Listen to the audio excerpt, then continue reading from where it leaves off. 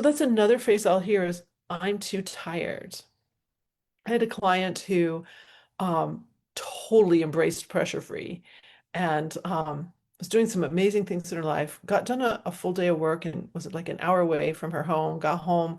There was a concert going on in another town, and she called a friend, and the friend's like, "Oh, I'm just too tired." And that was this huge realization for my client. She's like, I've just had a full day of work, commuted 2 hours, and I'm not tired. I want to spend another 3 hours driving and going to a concert, right? So she just took herself because she had the energy and the drive and the excitement. So another clue is life kind of meh, I guess is a word. I don't really like that, but like is it just kind of dull? Like you're just going through the motions.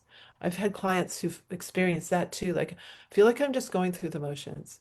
I'm not really loving life. I'm not really embracing life.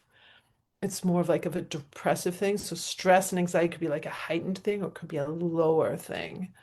Um, and that's another space to look at and say, okay, so notice the question we will typically go to is, why am I so depressed? The moment you ask that question, your brain is searching for all the negative in your life, like all the things that aren't going right, all the cons, all the things, all the reasons why.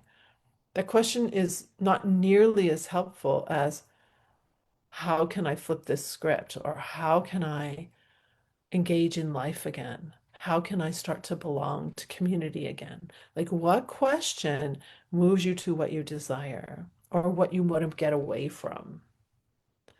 So that's a very interesting thing to look at.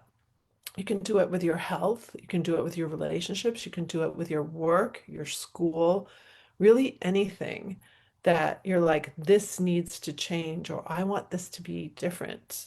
I want to feel better here. Sometimes people can't give me a real target when we're starting this work, a real vision.